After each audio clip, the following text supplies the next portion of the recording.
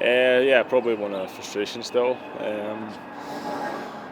With the kind of the way the game went and the number of chances that we had. Yeah, just one of frustration. But listen, it's another point on the board, so you've got to take that from it.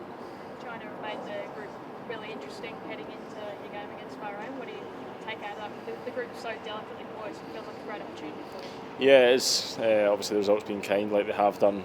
It's been a bit of a strange group, to be fair. Everyone's kind of beating everyone, so hopefully that stops soon for us anyway, and when we pick up some wins, and yeah, because we're going to need to. Well, just on that, you got Bahrain. Take a step forward, so I don't think. You got Bahrain in your next game, and then China and Indonesia in the following international windows. There's a feeling that 9 points from this one's sort of almost a necessity to just shore up that case for one of the top two places. Yeah, we'd like to.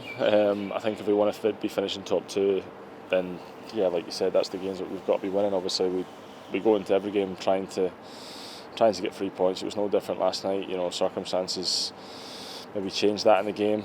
But yeah, certainly, you know, we go into the start of the group saying we want to get maximum points from every single game. But you know, sometimes it doesn't happen like that. It didn't happen like that so far. But yeah, we're still in a good position, and you know, like we said, as a group, we've got to take the positives from it. And we're 3 games into the Tony Popovic era now, and in each game we've seen maybe adjustments at half time and an improved second half performance against China, Japan, and now Saudi Arabia. What's that down to, and I guess how do you go about, you know, bringing that play to the first half and putting together a full 90 minutes? Yeah, it's what we said after the game, that's what needs to happen really. We can't be waiting till half time, so you know, changes happen or things like that to get us going. I don't know, we were maybe just a little bit off at first half with the press. I think we were just a couple yards short every time, and I think that changed second half. I said after the game yesterday we went a bit more man for man, and we kind of stopped them getting out a lot. And yeah, it's one that we'll obviously have to look at. We just got to start games better. Simple as that. How long did it take you to get the Bahrain game on the Gold Coast out of your nightmares, Harry?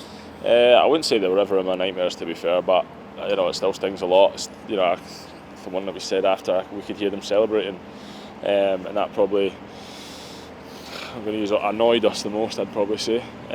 So yeah, we absolutely owe them a performance, because yeah, that night wasn't great, and yeah, we'll go there to get the 3 points certainly. The lessons out of that one, they were, you know, incredibly adept at the dark arts on that night, a lot of time wasting and that sort of stuff. Tony's mentioned it already about calmness in those situations. Is that going to be the key, especially over there with a crowd behind them? Yeah, it's so important that, I mean, I say that myself as well, but then when you're in the game, it's so easy to get caught up in the game sometimes, and you know, some of the decisions, and it's one of them where you always say kind of cool heads, calm heads, and don't get involved with the referee. Or we already know what it's going to be like before going into the game, but when you're in that environment and that atmosphere, it's obviously hard sometimes not to get a little bit frustrated when it keeps happening. But that's on us obviously to be better at that situation, handle them situations better. These last 3 games under Tony, what makes you feel like, or your preparation, or makes you feel like you're maybe better prepared to handle that situation this time around?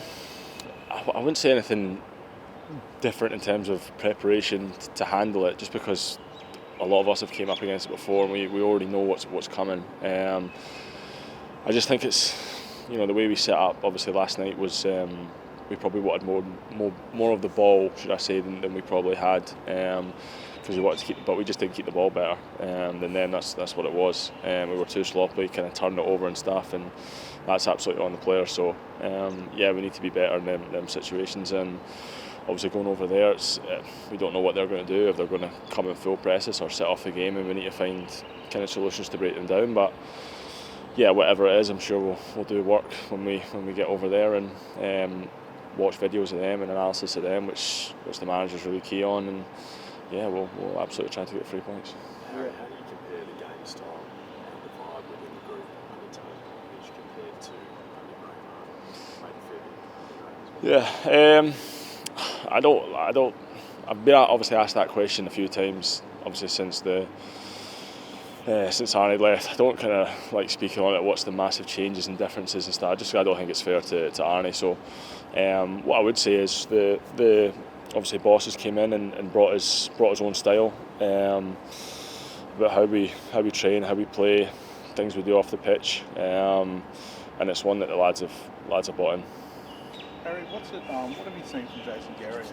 I don't know if you played with him much before he joined the team for these past couple of windows, but what have you seen from him? Yeah, I was aware of Jace, for a long time. Obviously, I've never played with him until he came into camp, and then he came on second half against China, and I thought he was excellent. His first action of the game was beating their striker left winger and wrapping a pass into the 10, and I went, oh, here we go. Like, we've got obviously a lot of the boys who'd played with him. I think Cam had mentioned it in the youth teams and stuff. So yeah, we all knew what he could do, and I think just that leadership that he kind of brings to us as well. And yeah, he's obviously flying with victory this year. Obviously scoring a few goals as well. So yeah, he's an absolutely great addition to the group, and I'm really excited, obviously, to have him alongside me. You're not doing too bad at club level yourself this season either, Harry. Like, obviously seem to be in a much happier place. Playing regular minutes, man of the match trophies and all that sort of stuff. It's got to be good.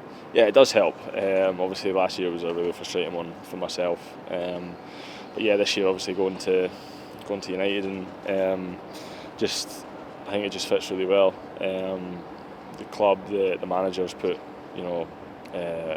massive amount of trust in me and responsibility on me, and yeah, so far it's been good. But obviously we know there's still so many games left to play. So yeah, we'll obviously after our job's done, and we'll get back and. Yeah, we'll just try and kick on from there. Do you feel like you're better able to perform for the Socceroos on the back of that compared to, I know you always sort of turned up in the past, but it's a little bit hard, I guess, when you don't have that rhythm behind you? Yeah, it's just that kind of match fitness, I'd say. Obviously, I kept myself in shape and was able to play whenever called upon, but, you can train as much as you want, but I just don't think, the say, match sharpness or match fitness, in a game like scenario was obviously there, but yeah, this season I'm feeling a lot better, a lot sharper, maybe you'd say. I mean, you go on. You've had a good question, but have you been in touch with him since he's left the job, and do you maintain that relationship? Yeah, I've certainly spoke to him. Obviously, when he left, he gave me my debut. He done absolutely unbelievable for my career. I'd never said anything bad about him. I'd only sing his praises. So he's a man that I respect so highly in the game, and I know what he's done for me. And when I was injured, and obviously bringing me back into camp and stuff. So yeah, he's obviously helped me massively for my career. When you look at, you get texts, to check on how he's going. Yeah, sometimes. Not spoke to him for a while, but obviously after he left the job, like I think everyone in the camp really, sent him a text and obviously wished him well, and yeah. With the Joey. Blades, like you look on Twitter after every game, and the fan base is constantly saying, make this loan move permanent, make Harry a permanent member of the club. Is that something you'd be interested in exploring? I mean, obviously at the end of the season you go back, but would you rather stay at Sheffield permanently if you could?